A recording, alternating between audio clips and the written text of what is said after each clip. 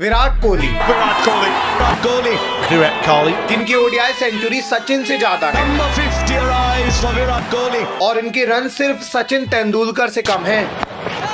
High on the bat, shouts to catch it, only in the crowd. वही विराट जो world cup में 765 run मार देते This हैं is his 34th, and once again another international 100. और south Africa के सामने कमबैक में 2 मैच के अंदर ही 2 सेंचुरी मार देते ये तो हैं। प्राइम विराट कोहली है यार। आज तक विराट डोमिनेट करते जा रहे हैं। ये डोमिनेट कर रहा है, डेसिमेट कर रहा है, ये डिस्ट्रक्ट कर रहा है, ये डिस्ट्रॉय कर रहा है। एक समय तो ऐसा था कि विंटेज विराट कोहली अकेले साल के अंदर 1500 रन बना देते थे और इनका एवरेज 100 से ज्यादा का रहता था। Fastest one-day international century by an Indian. ऐसे विराट ओडीआई के अंदर एब्सोल्यूट रन मशीन बन चुके हैं जो बहुत आसानी से सेंचुरी मार देते हैं और पूरी दुनिया में कोई इनके आसपास भी नहीं है ओडीआई क्रिकेट के अंदर। Number 47 for Virat Kohli. आइए आज विराट की ओडीआई जर्नी को समझने की कोशिश करते हैं।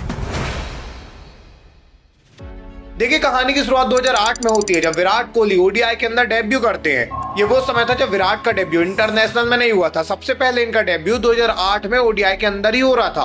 विराट कोहली का जो डेब्यू मैच था, इस मैच में विराट ओपन करने आए थे गौतम गंभीर के साथ। ये मैच श्रीलंका के सामने था और विराट इस मैच में सिर्फ 12 रन बना पाते हैं। ये मैच इंडिया बहुत बुरे तरीके से हार जाती है क्योंकि कोई यहाँ पे रन नहीं बना पाया था और विराट भी डेब्यू मैच में टोटल फ्लॉप थी। हालांकि बाद में इसी सीरीज के अंदर विराट ने 54 रन की इनिंग खेली और अपनी ओडीआई की पहली 50 मार दी। मिला जुलाकर पूरे 2008 के अंदर विराट ने 5 ओडीआई ही खेले थे जो श्रीलंका के सामने थे और यहाँ पे इन्होंने 159 रन बनाए थे और इनका एवरेज 31 का था। बाद में विराट 2009 में भी लगातार ओडीआई मैचेस खेलते हैं और इस बार विराट का राइज होना स्टार्ट होता है। देखिए वो समय था जब इंडियन टीम में सहवाग भी थे, सचिन भी थे, गौतम भी थे, इसलिए विराट की जगह टीम में कभी भी बन नहीं पाती थी। बट जब भी इन बड़े बड़े खिलाड़ियों में से कोई भी इंजर्ड होता तो विराट को मौका दिया जाता और विराट को 2009 में जब भी मौके दिए गए विराट ने रन बनाए। जैसे 24 दिसंबर 2009 को इंडिया का एक मैच श्रीलंका से हुआ जहां पर श्रीलंका ने पहले बैटिंग करते हुए 315 रन बनाए। अब इंडिया को 316 रन का टारगेट मिला था, ये बहुत बड़ा टारगेट था। बट इंडिया की जब बैटिंग आती है तो विराट अकेले 107 रन मारते हैं और विराट की मैड इन ओडीआई सेंचुरी थी। The first 100 for Virat Kohli in one-day internationals. देखिए विराट ने जब सेंचुरी मारी थी इसी सेम मैच के अंदर गौतम गंभीर ने भी 150 रन मारे थे और गौतम को ही प्लेयर ऑफ द मैच का अवार्ड मिला था। बाद में गौतम ने प्लेयर ऑफ द मैच का अवार्ड कोहली को दे दिया। उन्होंने बोला उसकी मैड इन सेंचुरी है, वो इस अवार्ड को डिजर्व करता है तो कोहली को ये मिलना चाहिए। उस समय गौतम ने कोहली को इसलिए दिया था कि पता नहीं अभी इसकी मैड इन सेंचुरी आगे कितनी सेंचुरी मारेगा और ये पहली बार ही मार रहा है तो किसका करियर कितना होगा किसी को पता नहीं रहता। बट किसी को अंदाजा भी नहीं था कि विराट अभी ये पहली सेंचुरी जो मार रहे हैं ये गॉड ऑफ क्रिकेट का आने वाले टाइम में ओडीआई में रिकॉर्ड तोड़ेंगे और पूरी दुनिया में सबसे ज्यादा सेंचुरी मार देंगे। किसी को इस समय अंदाजा नहीं था कि विराट इतने बड़े खिलाड़ी बनने वाले हैं। हालांकि 2009 के अंदर विराट ने पूरे ओडीआई मैच जो खेले थे इसके अंदर इनका एवरेज 54 का था।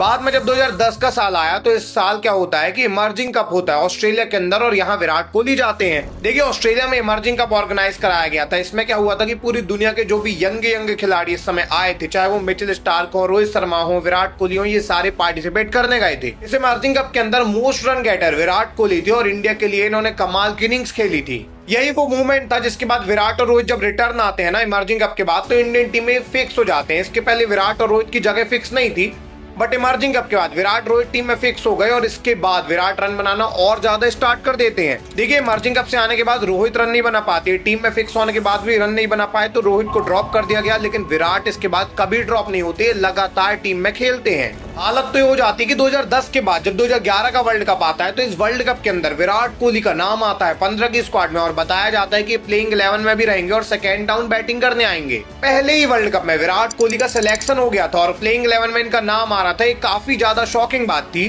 बाद में वर्ल्ड कप स्टार्ट हुआ और वर्ल्ड कप का पहला मैच जो इंडिया का था ये बांग्लादेश के साथ रखा गया था। होता क्या है बांग्लादेश के साथ जब इंडिया का पहला मैच होता है तो इस मैच में इंडिया की पहले बैटिंग आती है और इंडिया की जब बैटिंग आई तो सहवाग ने ओपन आके सेंचुरी मारी और इनके साथ विराट ने भी सेंचुरी मार दी। बाद में पूरे वर्ल्ड कप के अंदर विराट 282 रन बनाते हैं और ये वर्ल्ड कप इंडिया जीत जाती है। Dhoni finishes off in style. A magnificent strike into the crowd. देखिए नॉर्मल बात नहीं थी, कोई यंग खिलाड़ी अभी टीम में आया है, ओडीआई वर्ल्ड कप में पार्टिसिपेट कर रहा है और ओडीआई वर्ल्ड कप उसकी टीम जीत जाती है। मतलब कि विराट कोहली ने इतनी ज्यादा यंग एज में वर्ल्ड कप लिफ्ट कर लिया था कि इनके लिए ड्रीम वाली बात हो गई थी। शॉकिंग बात ये थी कि ये वर्ल्ड कप सचिन तेंदुलकर का आखिरी वर्ल्ड कप था, ये सबको पता था। इंडिया ने बेस्ट टीम बनाई थी, इस टीम के अंदर रोहित शर्मा का तक नाम नहीं आया था। इंडिया ने इतनी बेस्ट टीम बनाई थी। happened in the 2011 World Cup. What happened during that time? Bowling but इस टीम के अंदर विराट को लिया गया था और विराट ने डिसअपॉइंट नहीं किया था। 35 के ज्यादा के एवरेज से 282 रन बनाए थे, सेंचुरी भी मारी थी, मतलब इन्होंने अपने आप को साबित कर दिखाया था। 2011 का अब साल निकला और ईयर आता है 2012 का। और 2012 में क्या होता है कि इंडिया श्रीलंका का टूर करती है। देखिए 2012 में जब इंडिया श्रीलंका के 5 ओडीआई मैच होने थे, जब धोनी क्या करते हैं कि रोहित को ये नाम डलवाते हैं टीम में, और विराट का नाम तो यहाँ आ ही रहा था। ये वो मूवमेंट था जहां पे धोनी आते हैं और कहते हैं कि अब Virat Kohli first down batting करने आने वाले हैं, और रोहित शर्मा इससे पहले फोर्थ या थर्ड डाउन आते थे, लेकिन इसके बाद ये सेकंड डाउन बैटिंग करने आने वाले थे। धोनी को पता था कि आने वाले टाइम में जब सहवाग नहीं रहेंगे, सचिन नहीं रहेंगे, तो इनको नया डुओ चाहिए जो टॉप ऑर्डर में रन बनाए, इसलिए विराट को पुश करते हैं और फर्स्ट डाउन भेजना स्टार्ट करते हैं। 21 जुलाई 2012 को ओडीआई मैच स्टार्ट होता है और इस मैच में इंडिया की पहले बैटिंग आती है और Virat Kohli first down batting करने आते हैं। देखिए पहला मैच था जब विराट पहली बार फर्स्ट डाउन बैटिंग करने आए थे और इस मैच के अंदर विराट कोहली ने 106 रन मार दिए। इंडिया ने इस मैच में 314 रन बनाए और ये मैच इंडिया एक तरफा जीत गई। बाद में इसी सीरीज के 4th मैच में श्रीलंका ने पहले बैटिंग करते हुए 251 रन बनाए, 252 का टारगेट दिया। बाद में जब इंडिया स्कोर को चेस करने आई तो Virat again first down batting करने आते हैं। 119 बॉल में 128 की नाबाद इनिंग खेलते हैं और मैच जिता के ही लौटते हैं। तो लाकर इस ओडीआई सीरीज के अंदर 5 मैच में विराट कोहली ने 296 रन बना दिए और इनका जो एवरेज था 74 का था। ये वही सीरीज थी जिसके बाद विराट फर्स्ट डाउन में फिक्स हो जाते हैं, लेकिन अभी किसी को अंदाजा नहीं था कि फर्स्ट डाउन के किंग बन जाएंगे। कोई भी ऐसा खिलाड़ी दुनिया में नहीं आया होगा जो फर्स्ट डाउन में ऐसी बैटिंग करता हो। पहले सीरीज के अंदर Virat Kohli player of the series भी बनते हैं और इसके बाद से विराट ने रुकने का नाम नहीं लिया है। 2012 के बाद से ऐसा डोमिनेट कर रहे हैं कि आज तक विराट पीक में पहुंच चुके हैं और ओडीआई के सारे रिकॉर्ड ब्रेक कर चुके हैं। इंटरेस्टिंग बात तो ये थी कि 2012 में जो ये सीरीज हुई थी, इस पूरी सीरीज के अंदर रोहित शर्मा ने भी लगातार बैटिंग की थी। 5 के 5 मैच में इनकी बैटिंग आई थी, सेकेंड डाउन ये बैटिंग करते थे और पूरे मैच में फ्लॉप थे। रोहित ने 5 मैच को मिलाकर 13 रन बनाए थे, इतने फ्लॉप ये हुए थे और इसके बाद ये ड्रॉप हो गए थे। मतलब कि 2012 के एंड तक रोहित को लोग जानते भी नहीं थे, रोहित का नाम भी टीम में लगातार नहीं आता था, ये ड्रॉप हो जाते थे लगातार। बट 2012 के एंड तक विराट कोहली को सचिन का सक्सेसर कहा जाने लगा था। लोग कहने लगे थे कि विराट जो है सचिन के रिकॉर्ड तोड़ सकते हैं, क्योंकि विराट इस समय भी बहुत अच्छी बैटिंग करते थे। सोचिए रोहित शर्मा तो 2013 के बाद इनका राइज हुआ है, लेकिन विराट का 2012 में ही राइज हो चुका था। मतलब विराट स्टार्टिंग से ही टॉप नॉच बैट्समैन थे और टॉप नॉच बैटिंग करते थे ये। 2012 के बाद 2013 आया और विराट कोहली 2012 में अगर यहाँ थे तो 2013 में वो यहाँ पहुंच गए। देखिए होता क्या है, 2013 की स्टार्टिंग में आईपीएल होता है और आईपीएल में आरसीबी इनको 8 करोड़ 28 लाख रुपए में रिटेन करती है। ये बहुत बड़ा प्राइस था, इतना प्राइस उस समय टॉप प्लेयर को दिया जाता था। इसके बाद भी इनको 8 करोड़ 28 लाख रुपए दिए गए थे। एंड बाद में सबको पता लगता है कि आरसीबी ने इनको इतना प्राइस इसलिए दिया है क्योंकि आरसीबी विराट को कैप्टन बनाना चाहती है और विराट 2013 में पहली बार किसी टीम के कैप्टन बनते हैं। इससे पहले विराट अंडर 19 के कैप्टन थे, लेकिन इस बार ये आईपीएल जैसी बड़ी फ्रेंचाइजी के कैप्टन बन चुके थे और जब ये कैप्टन बनते हैं तो ये 634 रन बना देते हैं 2013 के आईपीएल में। लोगों को ये समझ में आता है कि एज अ बैट्समैन तो ये राइज में जा ही रहे हैं, साथ ही एज अ कैप्टन भी ये कमाल की बैटिंग करते हैं, क्योंकि जब ये कैप्टनसी कर रहे थे तब इनके रन सबसे ज्यादा थे। 2013 में ही चैंपियन ट्रॉफी भी होती है, यहाँ पे तो विराट का नाम आंख बंद करके आता है और यही चैंपियन ट्रॉफी में भी रोहित शर्मा का भी नाम आता है। ये वही चैंपियन ट्रॉफी थी जिसके बाद धोनी डिसाइड करते हैं कि अब वो रोहित को ओपन भेजने वाले हैं। That was the time we decided, we'll try to make him an opener. इस चैंपियन ट्रॉफी के अंदर रोहित धवन का डुओ बनता है ओपन के लिए। फर्स्ट डाउन में विराट वैसे ही फिक्स थे और इसके बाद ये ट्रियो कमाल करना स्टार्ट करता है। सबसे पहले इस चैंपियन ट्रॉफी में विराट अकेले 176 रन बनाते हैं और ये चैंपियन ट्रॉफी इंडिया जीत जाती है। और बीट हुए और इंडिया जीत गया चैंपियंस ट्रॉफी। एमएस धोनी ने फिर से अपना कमाल कर दिखाया। देखिए इस चैंपियन ट्रॉफी में सबसे ज्यादा रन तो शिखर धवन ने बनाए थे, लेकिन कमाल बात ये थी कि सबसे ज्यादा एवरेज विराट कोहली का था।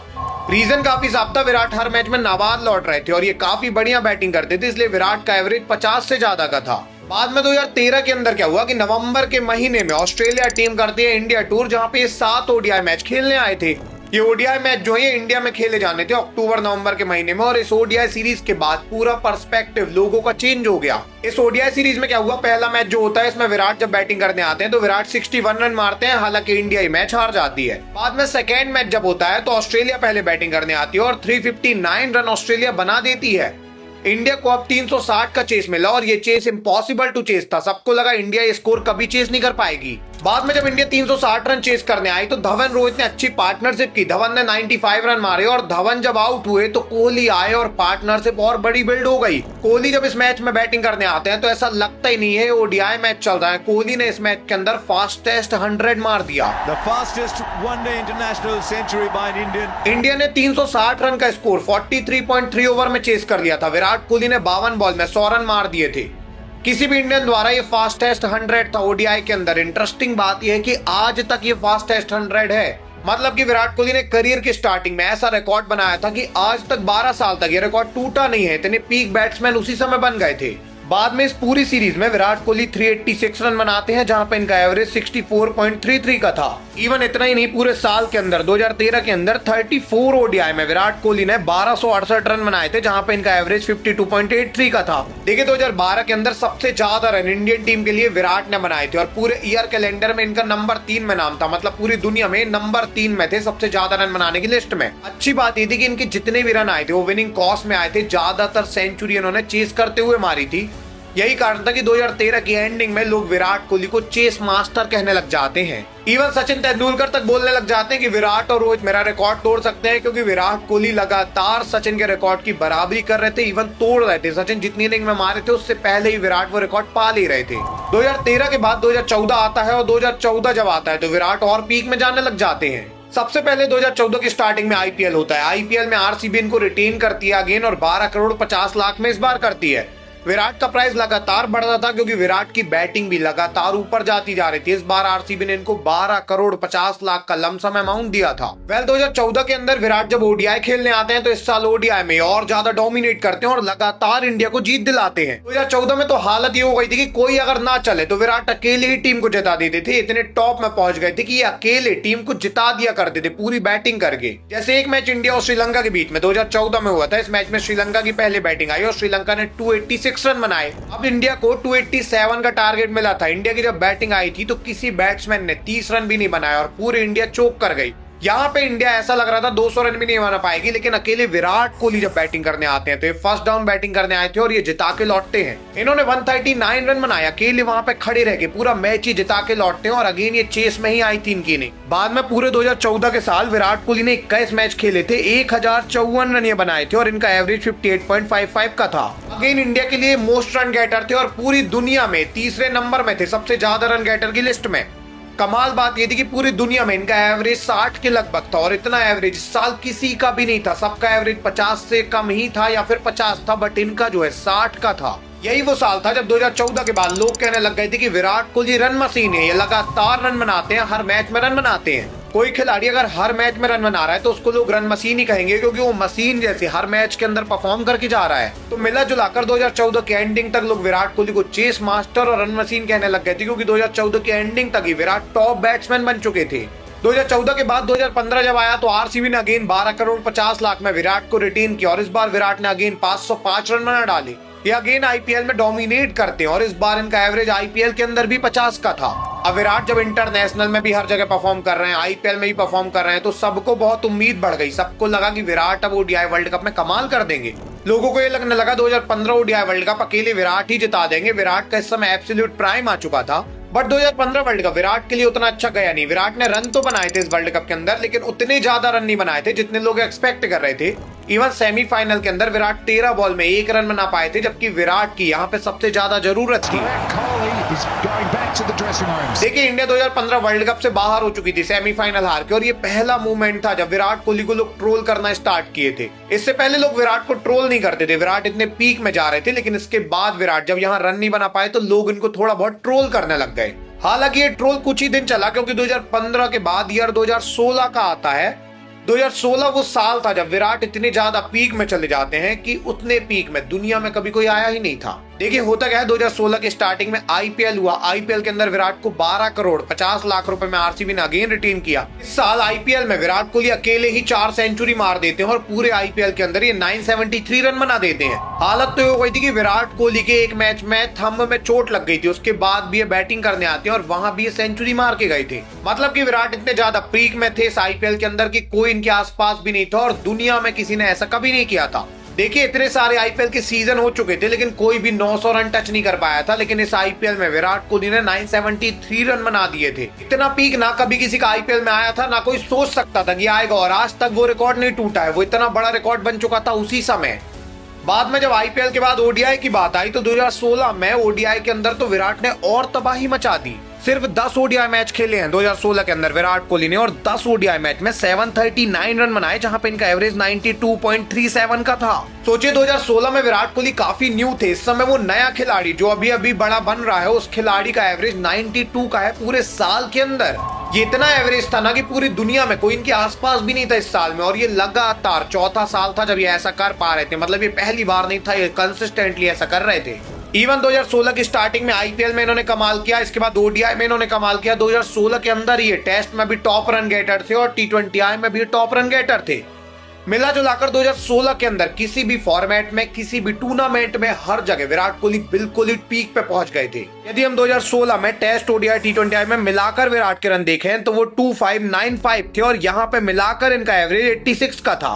पूरे साल के अंदर टेस्ट, T20I, ओडीआई सारे फॉर्मेट को मिला भी लेंगे तो किसी के रन इतने नहीं थे। इनके बाद जो रूट थे, मतलब विराट कोहली सबसे टॉप में थे इस समय। यही कारण था कि 2016 के बाद जब 2017 का समय आया तो जनवरी 2017 में धोनी जो है ओडीआई से अपनी कैप्टनसी छोड़ देते हैं और विराट को तुरंत कैप्टन बना दिया जाता है। देखिए 2017 जनवरी में रोहित सबसे सफल कप्तान बन चुके थे आईपीएल के अंदर, जिनके पास 2 ट्रॉफी थी, 2013 की और 2015 की। रोहित शर्मा इस समय कमाल के ओडीआई बैट्समैन बन चुके थे, जिनका एवरेज 50 का था और लगातार हर साल रोहित भी बहुत रन बनाते थे। इसके बाद भी जब ओडीआई से धोनी ने कैप्टनसी छोड़ी तो तुरंत विराट को कैप्टन बनाया गया। इसका कारण आपको पता है क्या था? एक्चुअली में रोहित हर साल ओडीआई में टॉप में रहते थे, बहुत रन बनाते थे, लेकिन रोहित जितने भी रन बनाए वो विराट के बिहाइंड ही रहते थे। मतलब नंबर 1 में विराट रहते थे और नंबर 2 में रहते थे रोहित। विराट इतने ज्यादा पीक में थे कि रोहित का पीक भी उनके नीचे था। मतलब विराट बहुत ही टॉप में पहुंच गए थे। 2017 में विराट कोहली कैप्टन बनते ओडीआई के अंदर और इस साल ओडीआई में विराट बहुत ही ज्यादा कमाल कर देते हैं। 2017 के पूरे साल में विराट 26 ओडीआई मैच खेलते हैं, जहां पे 1460 रन बना देते हैं और इनका एवरेज 76.84 का रहता है।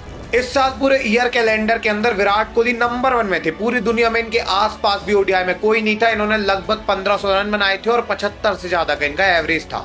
लोगों को समझ में आया था कि विराट एज अ प्लेयर तो बहुत पीक है, लेकिन एज अ कैप्टन वो और ज्यादा पीक है, क्योंकि जब भी ये कैप्टन थे तब भी इनके रन और ज्यादा हो गए थे। चाहे आईपीएल में आप देखें, जब से कैप्टन बने थे ज्यादा रन बना रहे थे। ऐसा ही इंटरनेशनल में पहला साल था एज अ कैप्टन, लेकिन एज अ प्लेयर इनके रन बहुत ज्यादा हो गए थे। लोगों को इस समय ये लगने लगा था कि विराट अकेले ओडीआई बस के अंदर 100 सेंचुरी मार देंगे, सचिन के रिकॉर्ड को वो बहुत आसानी से तोड़ देंगे। इसका रीजन ये था कि विराट अकेले ओडीआई के अंदर ही 5 से ज्यादा सेंचुरी मार रहे थे लगातार हर साल। लोगों को यही लग रहा था कि विराट अगर 5 से ज्यादा सेंचुरी लगातार मार रहे हैं और 18-20 साल इनका करियर चला तो 100 सेंचुरी ये ओडीआई में ही मार देंगे, बाकी फॉर्मेट तो छोड़ दो। यही रीजन था कि 2017 के एंडिंग में यदि आप देखोगे तो लोग यही कहते थे कि सचिन के रिकॉर्ड को विराट अभी ही तोड़ देंगे 3-4 साल के अंदर, और सचिन के रिकॉर्ड से बहुत बड़ा रिकॉर्ड विराट सेट करेंगे। सोचिए आपको इस प्रकार की लेगेसी कैसे बना सकता है कि गॉड ऑफ क्रिकेट का रिकॉर्ड खतरे में आ जाए और लोग कहे कि वो टूट जाएगा। बाद में 2017 के एंडिंग में और 2018 की स्टार्टिंग में साउथ अफ्रीका इंडिया की 6 ओडीआई की सीरीज होती है।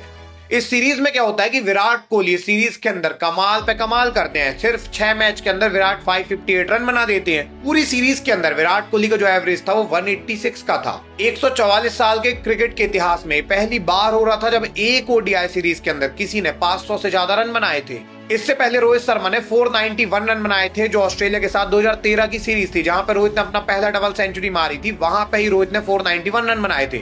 एक सीरीज के अंदर सबसे ज्यादा रन का रिकॉर्ड रोहित ने बनाया था, लेकिन कोहली ने उस रिकॉर्ड को तोड़ दिया था और इन्होंने 558 रन बना डाले थे। दुनिया में पहली बार हो रहा था जब एक ओडीआई सीरीज जो 5 मैच से ज्यादा की थी, वहां पे किसी बल्लेबाज का एवरेज 186 का था और उसके रन 500 से ज्यादा थे। बाद में पूरे 2018 के अंदर विराट कोहली ने 14 ओडीआई मैच खेले थे और 14 ओडीआई मैच में इनके जो रन थे वो 1202 थे। मतलब कि इनका एवरेज जो था वो 133 से ज्यादा का था। विराट कोहली 14 मैच खेले थे सिर्फ 2018 में। 14 मैच के अंदर 1200 रन ये बना चुके थे। मतलब हर एक मैच में लगभग ये सेंचुरी मार रहे थे। इतनी कमाल की इनिंग खेल रहे थे। क्रिकेट के इतिहास में कभी नहीं हुआ था कि किसी बैट्समैन ने 1000 से ज्यादा रन एक साल के अंदर बना दिए 100 के ज्यादा के एवरेज से। इनका एवरेज तो 133.55 का था। 2013 से लेकर 2016 तक कोहली बिल्कुल पीक में पहुंच गए थे और सबको लग रहा था कि इससे ज्यादा पीक नहीं हो सकता। बट 2016 से लेकर 2019 तक कोहली इतने ज्यादा पीक में गए कि उतना पीक अनटचेबल है और आज तक उस पीक को किसी ने भी टच नहीं किया है। अब कोहली एब्सोल्यूट किंग बन चुके थे ओडीआई के अंदर। साथ में रन मशीन तो थी और चेस मास्टर तो इनको कहा ही जाता था। लोगों को तो अब ये लगता था कि 2019 वर्ल्ड कप तो हमारा है, कोहली अकेले दम पर 2019 वर्ल्ड कप जिता के दे देंगे। ये विराट कोहली अभी तक डोमिनेट करते जा रहे थे। 2013 से लेकर 18 तक 5 साल 6 साल से लगातार सबसे ज्यादा रन बना रहे थे इंडिया के लिए। सबको लगा 2019 वर्ल्ड कप में तो कोहली कैप्टन होने वाले हैं, इस वर्ल्ड कप में तो कोहली कमाल कर देंगे और सारे रिकॉर्ड तोड़ देंगे। बट जब ये वर्ल्ड कप स्टार्ट होता है तो विराट कोहली इस वर्ल्ड कप में एक भी सेंचुरी नहीं मार पाते। हाँ, रोहित शर्मा ने इस वर्ल्ड कप के अंदर 5 सेंचुरी मारी, विराट की कमी खलने नहीं दिया, अकेले दम पर ही इंडिया को डोमिनेट करा दिया। इंडिया इस वर्ल्ड कप में 9 में से 7 मैच जीत के एक तरफा सेमीफाइनल में भी एंटर कर गया, लेकिन सेमीफाइनल के अंदर भी विराट कोहली फ्लॉप हो जाते हैं और इंडिया ये सेमीफाइनल में वर्ल्ड कप हार जाता है। देखिए, कोई बैट्समैन इतने पीक में है कि लोग कह रहे हैं कि गॉड ऑफ क्रिकेट का रिकॉर्ड आसानी से टूट जाएगा। वो बैट्समैन जब वर्ल्ड कप नहीं जीतता तो लोगों को बहुत बुरा लगता है, विराट को भी बहुत बुरा लगता है। दिक्कत वाली बात ये थी कि विराट ने इस पूरे वर्ल्ड कप में एक सेंचुरी भी नहीं मारी थी। हालांकि इनका एवरेज 50 से ज्यादा का था, लेकिन सेंचुरी नहीं आई थी। एंड ये सेंचुरी ना आने का मामला अभी रुकने नहीं वाला था। 2019 के पूरे साल में विराट की सेंचुरी नहीं आई। बाद में 2020 का साल आया, यहाँ भी विराट एक सेंचुरी नहीं मार पाते और 2021 में भी विराट की एक भी सेंचुरी नहीं आती। 3 साल होने लग जाते हैं विराट कोहली की ओडीआई के अंदर एक भी सेंचुरी नहीं आती और सब लोग शौक रह जाते हैं। ऐसा बंदा जो 1 साल के अंदर 5 से ज्यादा सेंचुरी लगातार मार रहा था, वो बंदा सेंचुरी मार ही नहीं पा रहा। यही कारण था कि 2021 वर्ल्ड कप से पहले विराट कह देते कि मेरा आखिरी वर्ल्ड कप है एज अ कैप्टन, इसके बाद मैं कैप्टनसी छोड़ दूंगा व्हाइट बॉल की। बाद में इस वर्ल्ड कप के बाद विराट ने कैप्टनसी छोड़ दी और विराट जो थे as a ODI captain, T20 captain हट गए और टेस्ट कैप्टनसी इनसे छीन ली गई। क्रिकेट के कुछ सो कॉल्ड एक्सपर्ट तो ये कहने लग गए कि विराट कोहली को अब रिटायरमेंट ले लेना चाहिए क्योंकि उनसे T20 में खेलते ही नहीं बनता। T20 का मैच ड्रॉ नहीं होता, आप हारते हो जीतते हो। यार लंबी हिटें मारने की कोशिश नहीं हो रही, बल्कि मैं स्टंट था कि दे वर प्लेइंग फॉर दुक्के। लोगों को ये लग रहा था कि विराट अब बाउंड्री भी नहीं मार पा रहे, T20 में बाउंड्री मार ही नहीं पा रहे हैं, तो इनको रिटायरमेंट ले लेना चाहिए। ओडीआई में इनकी सेंचुरी नहीं आ पा रही है तो विराट को अब सारे फॉर्मेट छोड़ देना चाहिए। 2019 तक लोगों को क्लियर था कि विराट सचिन के रिकॉर्ड को तोड़ेंगे, लेकिन 2021 के एंडिंग तक विराट को लोग रिटायरमेंट कराने लग गए थे। विराट किस समय ओडीआई में 43 सेंचुरी थी और ये रुक चुकी थी, ये आ ही नहीं रही थी, इससे ज्यादा बढ़ ही नहीं पा रही थी। बाद में 2022 का साल आया और इस साल विराट ने कमबैक किया। सबसे पहले सितंबर के महीने में इन्होंने एशिया कप के अंदर T20 के अंदर सेंचुरी मार के वो कर्ज तोड़ दिया। इसी के बाद दिसंबर 2022 में विराट कोहली ने बांग्लादेश के सामने अपनी ओडीआई सेंचुरी मार दी और 44th सेंचुरी कंप्लीट कर ली। देखिए, विराट की जो सेंचुरी आई थी 1126 दिन बाद आई थी। 1126 दिन से विराट ने सेंचुरी नहीं मारी थी ओडीआई के अंदर। मोटा मोटा आप कह सकते हैं कि 3 साल तक इनकी ओडीआई में एक सेंचुरी नहीं आ पाई, जब 3 साल में इनकी सेंचुरी 15 से ज्यादा आ रही थी, वही सेंचुरी नहीं आई थी, 0 थी। बाद में 2023 में तो विराट अगेन पीक में आने लग गए और 2023 एशिया कप में विराट ने सेंचुरी की झड़ी लगाना स्टार्ट कर दी। देखते ही देखते विराट एंटर करते हैं बिल्कुल प्राइम तरीके से वर्ल्ड कप के अंदर और 2023 वर्ल्ड कप विराट का प्राइम बन जाता है। 2023 वर्ल्ड कप के अंदर विराट ने ना सिर्फ सचिन के रिकॉर्ड की बराबरी की बल्कि इनकी सेंचुरी के रिकॉर्ड को तोड़ भी दिया। Number 50 arrives for Virat Kohli. And 2023 के बाद 2024 के अंदर विराट ने फाइनल के अंदर एक ऐसी नॉक खेली जिसके कारण इंडिया ने T20 वर्ल्ड कप भी जीत लिया। India who win the T20 World Cup after 17 years. बाद में विराट ने T20 को अलविदा कह दिया और बोले कि अब T20 से मेरा हो गया है, वर्ल्ड कप जीतने के बाद ये T20 को छोड़ देते हैं। आप सबको क्लियर था कि ये 27 वर्ल्ड कप पक्का खेलेंगे और इसके बाद ही 2025 में चैंपियन ट्रॉफी आ जाती है। वेल, इस चैंपियन ट्रॉफी में विराट अपनी सेंचुरी नहीं रोकती है, सेंचुरी लगातार मारते रहते हैं। फॉर्चुनेटली वो चैंपियन ट्रॉफी भी इंडिया काफी आसानी से जीत जाती है। चैंपियन ट्रॉफी के बाद 2025 मई के महीने में विराट टेस्ट से रिटायरमेंट ले लेते हैं। लोग काफी शौक रह जाते हैं कि विराट ने टेस्ट से रिटायरमेंट कैसे ले ली। लोगों को लगता था कि विराट टेस्ट में भी सचिन के रिकॉर्ड को तोड़ेंगे, लेकिन विराट सचिन के रिकॉर्ड को छू भी नहीं पाए, 10,000 रन भी नहीं बना पाए और इन्होंने रिटायरमेंट ले लिया। सब लोग बहुत ज्यादा शौक थे, बहुत दुखी थे, लेकिन सबको लगा कि ओडीआई में सारे रिकॉर्ड वैसे भी तोड़ चुके हैं और यहाँ पे ये कमाल करेंगे। सबको लगा अब एक फॉर्मेट बचा है, सिर्फ ओडीआई, और उसमें विराट 27 वर्ल्ड कप खेलेंगे और सारे रिकॉर्ड तोड़ के वर्ल्ड कप जीत के लेके जाएंगे। पर दिक्कत क्या होती है कि 8 अक्टूबर 2025 का दिन आता है और इस दिन Rohit Sharma as a captain हट जाते हैं और शुभमन को नया ओडीआई कैप्टन बनाया गया। देखिए, रोहित जब ओडीआई कैप्टनसी से हटे तो सबको लगा कि रोहित आने वाली ऑस्ट्रेलिया सीरीज में रिटायरमेंट ले लेंगे और अगर रोहित रिटायर हुए तो कोहली भी रिटायर हो जाएंगे। एक्चुअली में रोहित और कोहली का करियर काफी ज्यादा कनेक्ट है क्योंकि रोहित और कोहली की बॉन्डिंग बहुत अच्छी है। ये दोनों साथ में खेलना स्टार्ट किए थे क्रिकेट को। यही रीजन है कि 2024 वर्ल्ड कप के बाद दोनों ने साथ में T20 से रिटायरमेंट लिया और दोनों ने साथ में ही टेस्ट में भी रिटायरमेंट लिया है। सबको ऐसा लगा कि रोहित को कैप्टनसी से हटाया है तो रोहित रिटायरमेंट पक्का ले लेंगे और रोहित अगर रिटायर हुए तो कोहली भी रिटायर हो जाएंगे, मतलब दिक्कत वाली बात अब हो गई थी। बाद में जब ऑस्ट्रेलिया सीरीज आती है तो यहाँ पे सब देखना चाहते हैं कि यहाँ पे रोहित कोहली रन बनाएंगे कि नहीं बनाएंगे, और यहाँ पे कोहली ने क्या किया। इस सीरीज में एब्सोल्यूट फ्लॉप हो जाते हैं, सबको लगता है पक्का रिटायरमेंट आ रहा है। बट इसी सीरीज का तीसरा मैच आता है जहां रो को एक पार्टनर से बिल्ड करते हैं और बताते हैं कि आज भी ये पीक में है, आज भी इनके बराबर कोई नहीं है। इस मैच के अंदर कोहली ने अगेन 75 के अराउंड रन बनाए, रोहित ने अगेन सेंचुरी मारी और बताया कि वही विंटेज फॉर्म में है अभी भी। इसी के बाद अभी साउथ अफ्रीका सीरीज में अगेन लोग कह रहे थे कि इस सीरीज में अगर ये नहीं चले तो ये लास्ट हो जाएगी, लेकिन इस सीरीज में तो कोहली ने बताया कि वो अभी 2018 वाली फॉर्म में आ गए हैं। 2018 में जैसे विराट कोहली ने 6 मैच के अंदर 558 रन बनाए थे, वही विराट अभी कर रहे हैं।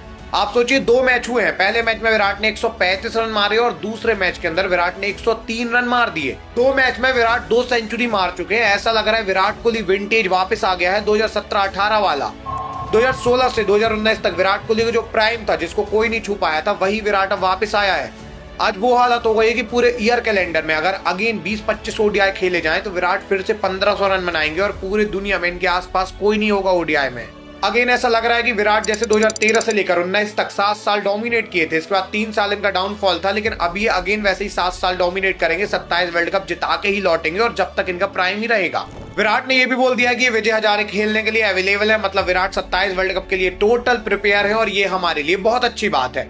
अगर विराट का ये एपिसोड आपको पसंद आया है तो रोहित शर्मा की कैप्टेंसी का ये एपिसोड देखिए, साथ में रोहित विराट के डुओ का ये एपिसोड देखिए, आपको बहुत ज्यादा ये दोनों पसंद आएंगे।